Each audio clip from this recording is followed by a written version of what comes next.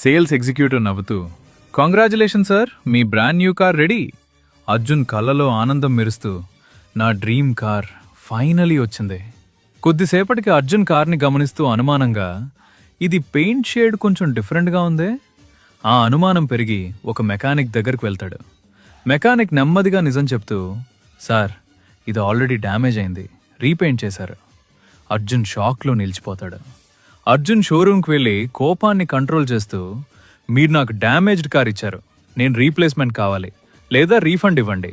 Dealer careless యాటిట్యూడ్తో, sir, car తీసుకున్నారు కదా, ఇప్పుడు మార్చడం పాసిబుల్ కాదు.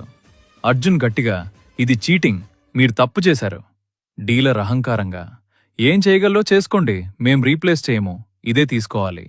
అర్జున్ కాన్ఫిడెంట్గా, సరే, ఇప్పుడు చట్టం మాట్లాడుతుంది, కస్టమర్ని మోసం చేయడం అసలు అనుమతించబడదు. తీర్పు వినిపిస్తూ, కస్టమర్కి ఫుల్ రీఫండ్ లేదా రీప్లేస్మెంట్ ఇవ్వాలి, అదే కాకుండా కాంపన్సేషన్ కూడా చెల్లించాలి. ఏం చేయగలరో చేసుకోండి అని చెప్పేవాళ్లు చట్టం ముందు నిలబడలేరు.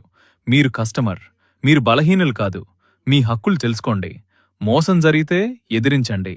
కన్స్యూమర్ కోర్ట్ ద్వారా మీ న్యాయం మీ చేతుల్లోనే ఉంది. Final punch. ఏం చేయగలరో చేసుకోండి అనేవాళ్లకి ఒక్కసారి చట్టం చూపించండి, మారిపోతారు. జ్యూరీలో బ్రాండింగ్. జ్యూరీలో మీ హక్కు, మీ గలం, మీ న్యాయం.